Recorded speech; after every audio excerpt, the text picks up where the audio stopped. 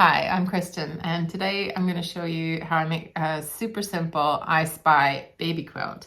If you've never heard of an I Spy quilt, it just means that it has lots of little pictures or patterns or motifs for a child to kind of spot in a quilt, and you can play the I Spy game with it when they're old enough. There's lots of different ways you can make an I Spy quilt. There are patterns for pieced ones. Mine is basically starting with scraps and then fussy cutting the scraps and then temporarily fusing them onto the quilt top, and then using, stay with me here, some simple free motion quilting to attach it. So it's it is basically raw edge applique, but we're not using a zigzag stitch or a blanket stitch. We're using really super beginner free motion quilting. So it's not as scary as it sounds. And if you've ever wanted to take the first tiny little steps into free motion, but you've been a bit hesitant, this might be a good way to start, because you're not going to be covering the whole quilt with free motion quilting. This is just like some quite, what's the word, naive, I think, maybe naive squares that are gonna go around. I'll show you, it looks better than it sounds, and it's easier than it sounds. So if you wanna see how it all comes together, stick around. So the first step is just to pick what little pictures or patterns or whatever you want to cut out. I cut out roughly squares and roughly rectangles using some pinking shears. You don't have to stick to those shapes. You could make circles or triangles or whatever you like. The ones you can see here are not attached yet. I was just cutting them out to see when I sort of thought I had enough. The other thing I did was go through my bin of salvage edges and cut out some little words, or sometimes they have tiny pictures on the salvage edge to just kind of add to the side of some of the images. So I'll show you that later. As well as using scraps, I also used scraps of sort of a heat and bond kind of a thing. So it's the double-sided, lightweight fusible that's got paper on one side. So just roughly cut it out on the back. It doesn't need to go straight to the edges. And you iron it on one side and keep the paper on the other side. So there's no set size for this quilt. You can make it kind of whatever size you like. I was going roughly for a square, so I pieced 2 leftover bits of really low volume, so it's like a white on white fabric for the background. And I basted it onto just the batting, so there's no backing on here yet, and I'll explain that in a minute. But you can make it whatever size you like. Again, the pieces with the little images on them, they can be whatever size you like too. So I'm going to take all these out, take them all out. What I want to look for first is the biggest pieces, I think. Because some of these pieces are bigger than others. So I'll move that out of the way for now. So for example, this box. So I'm going to pick a rough spot for that. Doesn't mean that's necessarily where it's going. And then find some of the other big ones. A lot of the big ones are the tulip pink ones or the ruby star ones. Scraps. So there's a somewhat big one. So I'm just putting them, like there probably are design rules around this kind of thing, but it's kind of like you don't want all the big ones in one place and all the small ones in another place. So that's kind of what I'm trying to work at. And similarly, you don't want like all the same colors in the same area either. So like I have this bear and that unicorn are basically from the same fabric, so I don't want them right next to each other. I'm gonna put that down there. And that's blue as well. Anyway, I'm gonna maybe put that.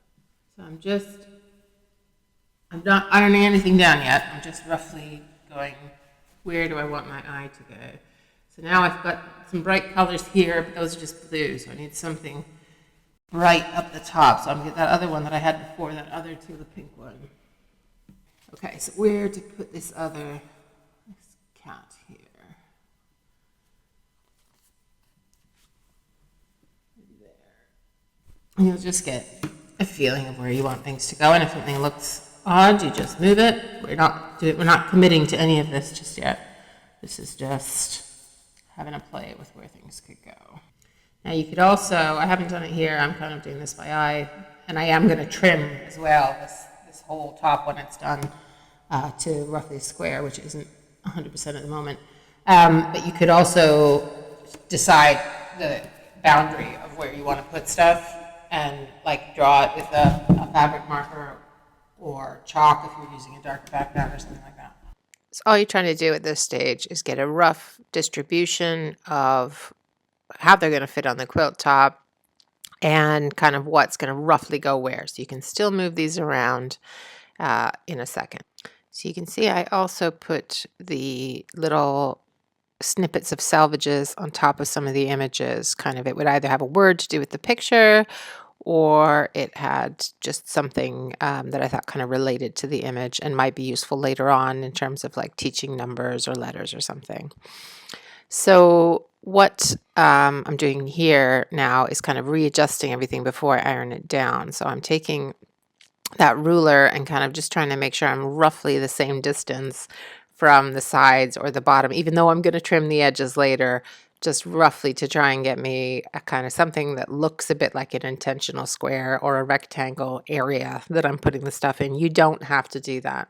You could just have them totally randomly scattered across the top of the quilt top, but I had a kind of look in mind of the images all kind of centered in the middle. So I wanted to just measure just the ones around the edges as I went along.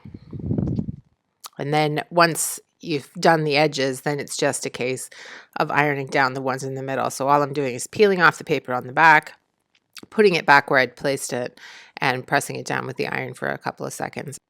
Once everything's fused down, we're ready to take it to the machine.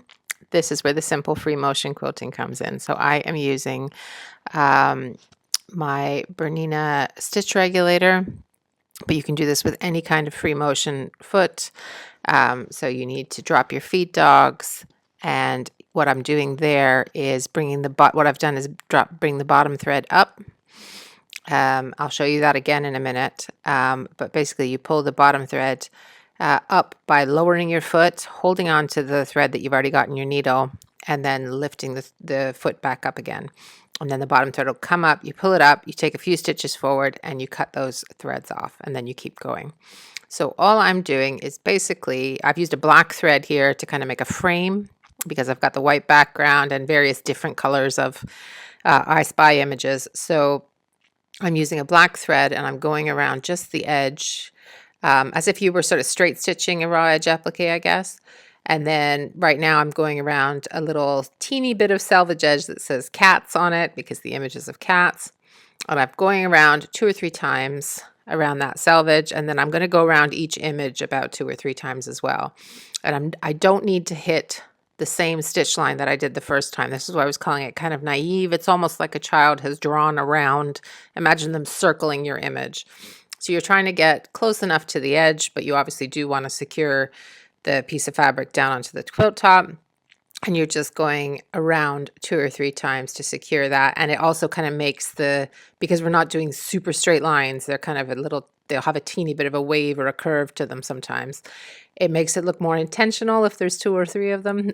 So you're not going to make mistakes with this. If your hand kind of jigs a bit, it's not going to look odd. So that's why this is a really good one, just to practice moving around with the feed dogs down.